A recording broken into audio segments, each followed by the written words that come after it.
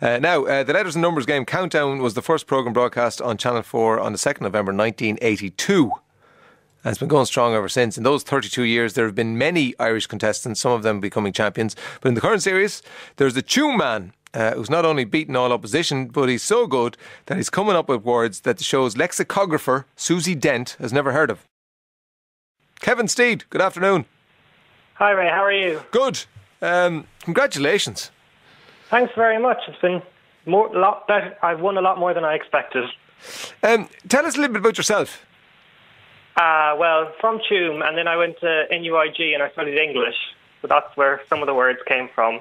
Yeah. And then I trained as an occupational therapist in Plymouth, and I've been here ever since in the UK. And why the jump from English to occupational therapist? I genuinely have no idea. It just kind of happened without realising, and now I'm suddenly stuck with it. Okay. But, and were you always a fan of... what age are you? I'm 25. Okay, right. So Countdown is older than you are.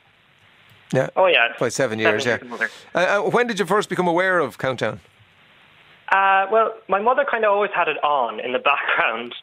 So I was aware of it from a very young age and then kind of forgot about it. And it's very popular with students, so I kind of rediscovered it when I was in college. Yeah. And it kind of went from there with people daring me to do it. And I finally gave in. Have you applied for it before? No, it was the first time I went on. Okay, and what's the selection process? You have to do an audition over the phone, and then they tell you right there and then whether you did well enough to get on or not. And does that audition involve them giving you a number of consonants, vowels, etc., and you have to come up with words there on the spot? Yeah, it's a few letters games, a few numbers games, and a few conundrums. Right. So, like a mini version. That's nerve-wracking. It was pretty terrifying. Not as bad as the real thing, but still pretty bad. Okay, so you go from there to where? You go to Manchester then to shoot it, and they do about 5 shows in a day with only about 10 minutes in between. So you kind of run off, change your top, and run on and pretend it's the next day. Okay, because it's Champion Stays On. Yeah. Yeah. Exactly. So people would have been watching you earlier today. What time does it go out at? 2:10. Yeah. And you won that one, I'm told. Yes, I did, yeah. So many of you won. My 4th win. Your 4th win, right. Yeah. Now, you can't give too much away because you're contractually obliged to keep it a secret, I would imagine, not to spoil it for people. Yes, I am. Yeah, but how many do you have to win to be some sort of big, huge champion person? 8, and then you go ahead to the series finals. Right. So that's a sort of an octo champion. Yes, exactly. Right. So I would imagine that as you go along, you get more confident, and that helps. I'd say nerves is the big enemy for contestants on Countdown. Yeah, lots of people kind of crumble a few rounds in. Yeah. I kind of just stayed focused and tried to ignore the cameras and pretend nothing else was happening.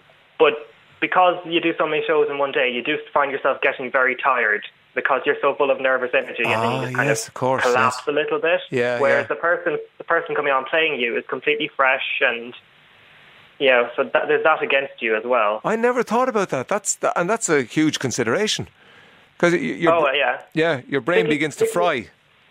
Yeah, particularly if you didn't sleep well the night before with nerves, which I didn't sleep very well at all. Okay. See, you said you did 5, so I know that you're and then we don't. You can't tell us. I'm just wondering. Yeah. I'm not going to force you to tell us how well you do, but give us. I'm looking at some of the words that you came up with. Vanessed. Yeah. VANESSID. What is that?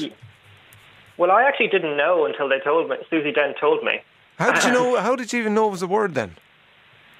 I have quite a good memory for words, but a terrible one for what they mean. So I'm kind of sitting there. And so it's kind of a bit hit or miss whether I pronounce them correctly, and I rarely know what they actually mean.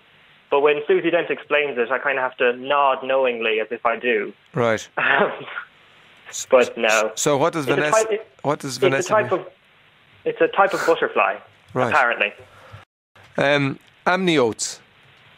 Amniotes, that's something born in amniotic fluid. Right. And glioma, GLIOMA. It's a type of tumour in the nervous system. I knew that one, but yeah. Yeah.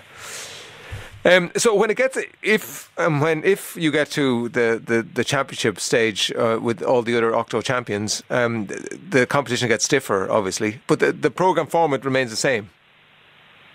Well, you go to quarterfinals. The top 8 go to quarterfinals, and then it's down to top 4 semis, and then you have the grand final. So it goes along like that, depending on what seed you are, based on the number of points you got overall. Okay. Yeah. Well, good luck with it, and we'll be shouting for you. It's 2:10. Actually, I have time to watch it now. I'm up in the office doing nothing before the show starts, so I must tune in tomorrow and have a look at you. Thanks, Kevin. Thank you. Lovely. Thanks very much.